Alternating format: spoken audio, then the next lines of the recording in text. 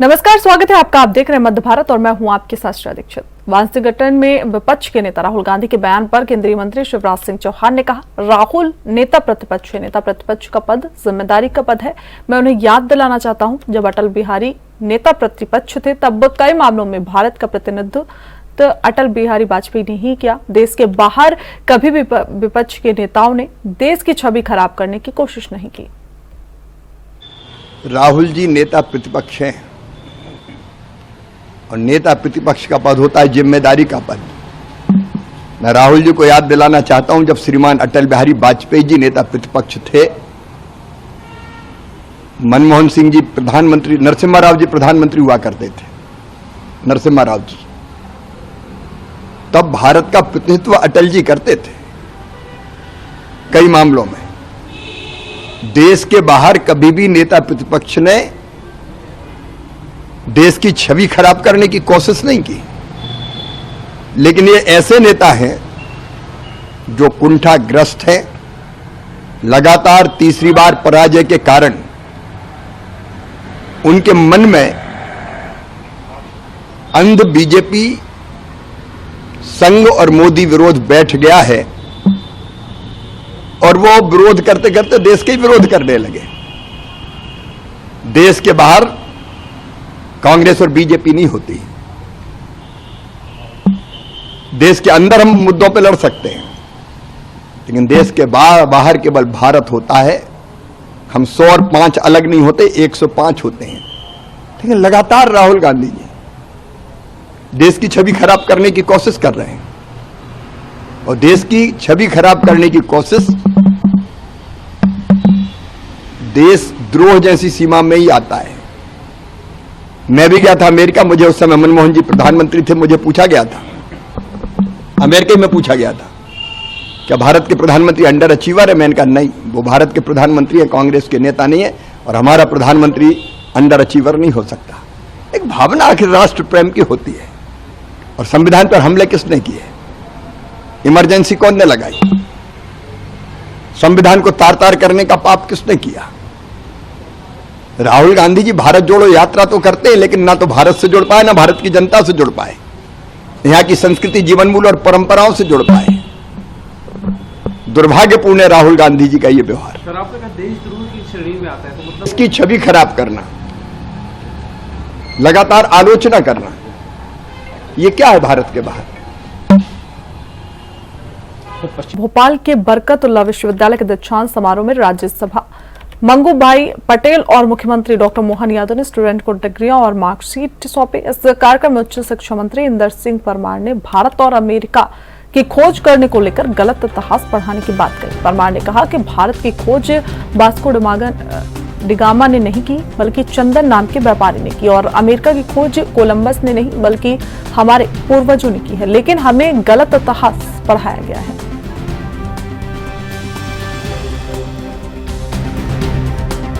Member, सभी संकाय अध्यक्ष, अभिभावकगण, प्यारे बच्चों, पत्रकार साथियों, विद्यालय के बाद विश्वविद्यालय और विश्वविद्यालय का दीक्षांत समारोह हमको अपने आप में इस संसार के साथ एक अपनी अभी तक की जीवन यात्रा का एक नया पड़ाव की तरफ ले जाने के लिए अग्रसर करता है। मेरी अपनी ओर से आप सबके प्रति शुभकामना, बधाई। बरकतुल्लाह विश्वविद्यालय की अपनी 5 दशक की यात्रा में इसका अपना गौरवशाली पक्ष है। आप अलग अलग संकाय के अलग अलग प्रकार के विषयों में निष्णात हुए हैं। आप सबके लिए मंगलमय हो, जीवन शुभदायी हो। और आज बरकतुल्लाह विश्वविद्यालय के माध्यम से जो मुझे बताया गया है कि मुझे घोषणा करना है, भविष्य में बरकतुल्लाह विश्वविद्यालय सभी पात्र छात्र छात्राओं को निःशुल्क उपाधि प्रदान करेगा। मेरी अपनी ओर से धन्यवाद। काफी डिग्रियां बांटी गई और शिक्षा की जो परंपरागत व्यवस्था उस पर भी आपने चर्चा की। देखिए, भारत की शिक्षा की जो पद्धति थी, जिसके आधार पर हम दुनिया में ज्ञान देने वाले देश कहलाते थे, राष्ट्रीय शिक्षा नीति 2020 का जो ड्राफ्ट आया है, उसमें उसी पे और काम करने के लिए देश ने निर्णय किया है और सर्वसम्मति से निर्णय किया है, क्योंकि भारत के पास अपना ज्ञान था, अपना विज्ञान था और अपना सौर्य पराक्रम भी था। उसको जिस प्रकार से योजनाबद्ध तरीके से किताबों से बाहर किया, विज्ञान को भी हमारे को बाहर किया, हमारे नॉलेज को बाहर किया, उसको फिर से शिक्षा पद्धति के माध्यम से पूरे देश भर में शिक्षा में स्थापित करने जा रहे हैं, ताकि हमारे बच्चों को, विद्यार्थियों को समझ में आ सके कि हमारे लोगों के पास दुनिया जब सोचती थी उसके पहले ज्ञान था।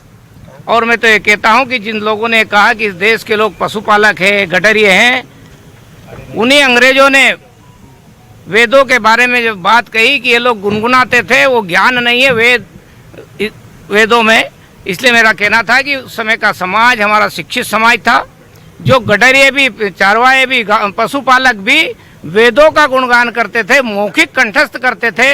एक भारत की श्रेष्ठ परंपरा थी और इसलिए भारत को ज्ञान वाला देश कहा गया है। फिर से हम ज्ञान के साथ में विश्वगुरु भारत बनाने के संकल्प की ओर आगे बढ़ रहे हैं और आज के दीक्षांत समारोह में हमारे बच्चों को एक बड़ी प्रेरणा मिली है, क्योंकि भारत की परंपरा के अनुसार दीक्षांत समारोह किया गया है। सर, पीएम ने 100 करोड़ दिए हैं और सीएम साहब ने डिग्रियां फ्री में देने की बात कही है अगली बार से, तो क्या कहेंगे? देखिए, डिग्री फ्री में मतलब डिजिटल कर रहे हैं। कभी भी विद्यार्थी डिग्री है, मार्कशीट है, माइग्रेशन फॉर्म है, ऑटोमेटिक ऑनलाइन करेंगे, निकाल सकते हैं कोई किसी को भी। इसलिए डिजी लॉकर का जो हमारा कॉन्सेप्ट है, उसमें इस पूरा रिकॉर्ड हमारे विद्यार्थी का रहेगा। उसमें हमारी डिग्रियाँ भी जब छात्र चाहेगा जब मिल जाएगी तो डिजी लॉकर से वो प्राप्त कर सकेगा। ऑनलाइन कर रहे हैं, इसलिए उसको भटकना नहीं पड़ेगा। यदि मैनुअल किसी को लेना हो तो फिर ही आना पड़ेगा, पर उसके जो काम आवश्यकता है वो पूर्ति। मध्य प्रदेश के हजारों अतिथि शिक्षक अपनी मांगों को लेकर भोपाल पहुंचे। बड़ी संख्या में अतिथि शिक्षक नियमित मांग करते हुए भोपाल के अंबेडकर पार्क में जुटे। प्रदर्शन में बड़ी संख्या में महिला अतिथि शिक्षक भी पहुंची। इसके अलावा शिक्षकों का कहना है कि पिछली सरकार ने हमें नियमित करने का वादा किया था, लेकिन अब तक कोई आदेश नहीं निकाला गया। तत्कालीन मुख्यमंत्री शिवराज सिंह चौहान ने अतिथि शिक्षकों को नियमित करने के साथ साथ प्रमोशन देने का भी वादा किया था। 1 साल बीत चुका है, लेकिन अब तक सरकार की तरफ से अतिथि शिक्षकों पर कोई ध्यान नहीं दिया गया। ये वजह है कि पूरे प्रदेश से करीब 7,000 से अधिक अतिथि शिक्षक राजधानी में तिरंगा यात्रा लेकर पहुंचे। सरकार की वादा खिलाफी के खिलाफ ये सभी अतिथि शिक्षक आज भोपाल की सड़कों पर हैं। 2 सितंबर 2024 को प्रत्येक जिले में रैली के माध्यम से माननीय पूर्व मुख्यमंत्री जी की घोषणाओं को याद दिलवा चुके हैं और हमने आग्रह किया था, अल्टीमेटम भी दिया था, हमारे हित में आदेश जारी नहीं होते तो 5 सितंबर को तिरंगा यात्रा निकालेंगे। चूंकि माननीय मुख्यमंत्री जी के पिताजी का देहांत हो गया था, श्रद्धांजलि देने के उद्देश्य से हमने 5 सितंबर का कार्यक्रम कैंसिल करके उसको स्थगित 10 सितंबर तक किया था और आज ये सभी अतिथि शिक्षक अपना भविष्य सुरक्षित करवाने के लिए सड़कों पर आए हैं। अगला कदम क्या होगा आपका? यदि अतिथि शिक्षकों के हित में सरकार मांगे पूरा नहीं करती तो ये धरना प्रदर्शन रैली लगातार चलेगा और आने वाले समय में माननीय मुख्यमंत्री जी को, मध्य प्रदेश सरकार को मजबूर होना पड़ेगा अतिथि शिक्षकों का भविष्य सुरक्षित करने के लिए, क्योंकि हम आतंकवादी अपराधी नहीं है। हमने 16 वर्षों तक शासकीय विद्यालयों में बहुत ही अल्प मानदेय पर सेवा दी है। इस तरह से 16 वर्ष की सेवा को बेकार नहीं जाने देंगे। सीएम हाउस जाएंगे आप लोग? जी बिल्कुल जाएंगे। सीएम हाउस जाने के लिए ही ये एक अतिथि शिक्षक आए। कितने जिले से आए आप लोग? सभी लगभग 55-56 जिले से अतिथि शिक्षक आज एकत्रित हैं। कुछ रास्ते में, ट्रेनों में हैं, बसों में हैं। कुछ हमारे साथियों को जगह जगह रोक दिया गया है, वो उसी जगह बैठ के धरना प्रदर्शन उन्होंने शुरू कर दिया है। तो क्या जो शिवराज सिंह चौहान के द्वारा घोषणा की गई थी, तो ऐसी कोरी और झूठी घोषणा है क्या? जैसे उन्होंने कई घोषणा की, वो भी उसी में शामिल है क्या? सिर्फ मानदेय वृद्धि का आदेश अभी तक हुआ है, उसके अलावा जितनी भी घोषणाएं थी। क्या व्यवस्था है? देखिए, यहाँ पर कल अतिथि शिक्षक संघ का कल का हमको सूचना मिली थी। आज इन लोगों को यहाँ पे अंबेडकर पार्क में एकत्रित होने का था। पूरे प्रदेश भर के शिक्षक संघ के जो अतिथि शिक्षक संघ हैं उनके पदाधिकारी यहाँ आए हैं और सारे प्रदेश भर के शिक्षक भी आए हैं और उन लोग का मुख्यमंत्री आवास तक जाने का जैसा उनका पहले प्रोग्राम था, बट चूंकि उनको अनुमति यहीं तक की दी गई है तो अभी ये लोग सब शांतिपूर्वक सभा कर रहे हैं और उसके बाद फिर हम लोग एक डेलीगेशन ले जाएंगे इनका सीएम हाउस, उनको बातचीत कराएंगे। जिले में पिछले 16 घंटों से हो रही लगातार तेज मूसलाधार बारिश की वजह से बालाघाट जिले के कई क्षेत्र प्रभावित हैं, जहां लौंजी, किरनापुर सहित नदी नाले उफान पर दिखाई दे रहे हैं, जहां नगर के अधिकतर वार्डों के मकानों में पानी घुस गया है, जिससे विकास कार्यों सहित सफाई विभाग के दावों की पोल खुल रही है। क्षेत्र के जिम्मेदार ने बेशर्मी की चादर ओढ़ ली है। बारिश की पूर्व व्यवस्थाओं का ढिंडोरा पीटने वाले जिम्मेदार अब सड़कों पर बह रहे बारिश के पानी को लेकर ऐसी चुप्पी साधी बैठे हैं कि लोगों की समस्याओं पर कोई झांक कर भी देखना मुनासिब नहीं समझ रहा। जिले में लगातार पिछले 16 घंटों से हो रही लगातार तेज मूसलाधार बारिश से सड़कों पर जमा पानी दौड़ते वाहनों के पहियों से छिटक कर इस बात की गवाही दे रहा है कि जल भराव और उसकी निकासी की समस्या से नगर के रहवासी हमेशा परेशान हैं। पिछले कई वर्षों से ये हालात अक्सर बारिश के दिनों में देखने को यहां मिलते हैं।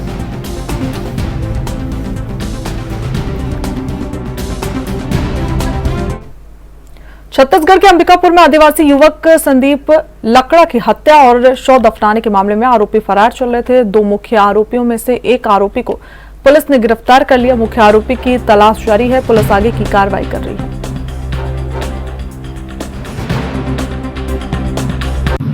डेड बॉडी लेने से इनकार कर दिया, क्योंकि प्रशासन ने वहां पर बताया कि 4 लोगों को सह अभियुक्तों को गिरफ्तार किया गया। उनका परिजन का और सामाजिक संगठन का ये कहना था कि जब तक मुख्य आरोपी गिरफ्तार नहीं होता तब तक हम लोग इसका अंतिम संस्कार नहीं करेंगे। तो अभी तो प्रशासन के ऊपर भी प्रश्न चिन्ह लगा हुआ है कि उस समस्या को अभी तक सुलझाया क्या है और कब तक एक जो लाश है वो रखा रहेगा।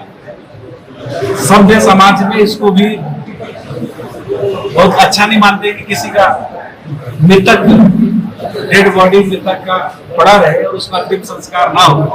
ये समाज के ऊपर भी एक जवाबदारी है, प्रशासन के ऊपर उससे ज्यादा जवाबदारी है। उसको जल्दी उनसे बात करके उनके जो समस्या है उस पर कार्रवाई करके इसका पटाक्षेप करेंगे। क्या आज कांग्रेस कार्यालय में प्रेस वार्ता का मतलब ही वही है कि हमारे कांग्रेस पार्टी के जिलाध्यक्ष और प्रदेश के पदाधिकारी, जिला और ब्लॉक के पदाधिकारी सभी यहाँ उपस्थित हैं और सभी ने ये तय किया है कि अगर 3 दिन के अंदर उस मियाद में अगर उनका समस्या का समाधान नहीं होता है और चौथे दिन अगर आंदोलन होता है, सामाजिक संगठन और उनके परिजन करते हैं तो हम लोग उसको समर्थन देने के लिए पहुंचे। कल लकड़ा हत्याकांड मामले में एक और आरोपी की गिरफ्तारी हुई है। उसकी गिरफ्तारी कहाँ से है, आरोपी का क्या नाम है और कितने लोग अभी फरार है, पुलिस किस तरह की कार्रवाई कर रही है? संदीप लकड़ा हत्याकांड में जो मुख्य आरोपी हैं उनमें एक अभिषेक पांडे जो कि अभी फरार है और दूसरा गौरी तिवारी जो फरार था, उसे पुलिस ने अभी अपनी हिरासत में लिया है।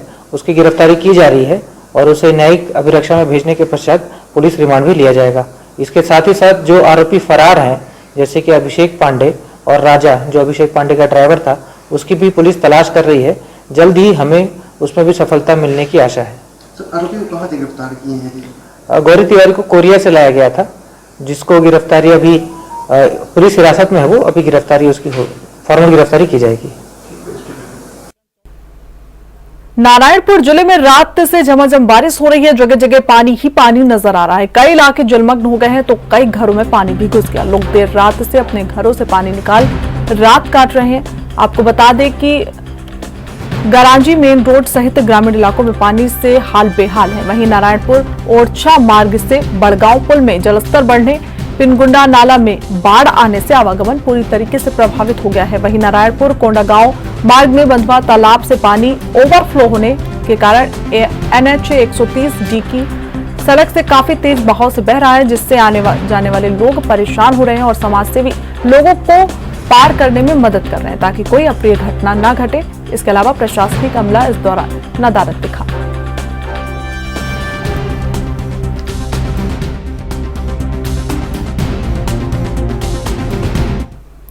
छत्तीसगढ़ के बस्तर में पुलिस और सुरक्षा बलों को नक्सलियों के खिलाफ लगातार मिल रही सफलता नक्सली संगठन में फूट का कारण बन गई है। हाल ही में तेलुगु कैडर विजय रेड्डी के इशारे पर कांकेर बॉर्डर में डिवीजन कमेटी के ACM विजय की हत्या कर दी गई। बस्तर आईजी सुंदरराज का कहना है कि इस वर्ष बस्तर में 153 माओवादियों को मार गिराया जा चुका है। माओवादी अब अपनी हार से इतना बौखला गए हैं कि स्थानीय कैडर के माओवादियों को उनके द्वारा निशाना बनाकर हत्या की जा रही है। आईजी का कहना है कि नक्सल संगठन में विश्वासघात और विद्रोह की स्थिति पैदा हो गई है। पिछले 8 महीने में पुलिस और सुरक्षा बलों ने तेलंगाना के कई शीट्स माओवादी कैडरों के 100 बरामद किए।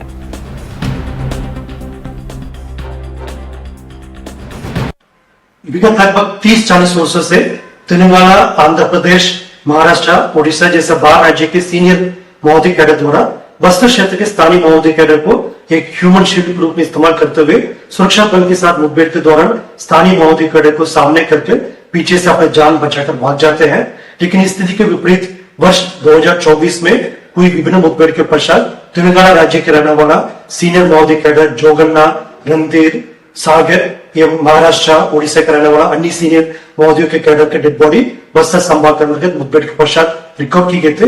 इस कारण से भारतीय माओवादी लीडर्स द्वारा स्थानीय माओवादी कैडर के ऊपर शक करना शुरू कर दिया। अंदरूनी कलह एवं विद्रोह की स्थिति भी निर्मित हो रहा है।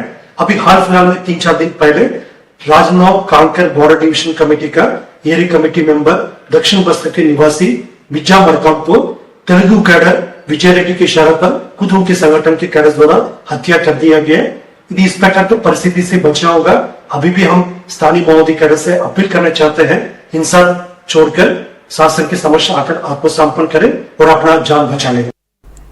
जिले के नाहरगढ़ में शिवना नदी पर बने बिल्लौद पुल को पार करते समय बाइक सवार दंपति और 2 बच्चे नदी में बह गए।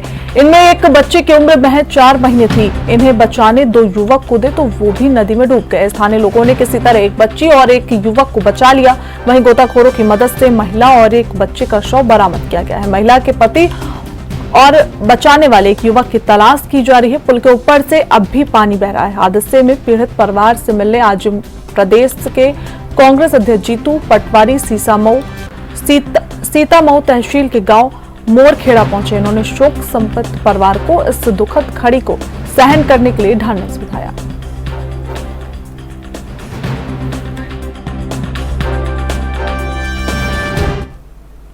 फिलहाल बुलेटिन में बस इतना ही। देखते रहिए ANB न्यूज।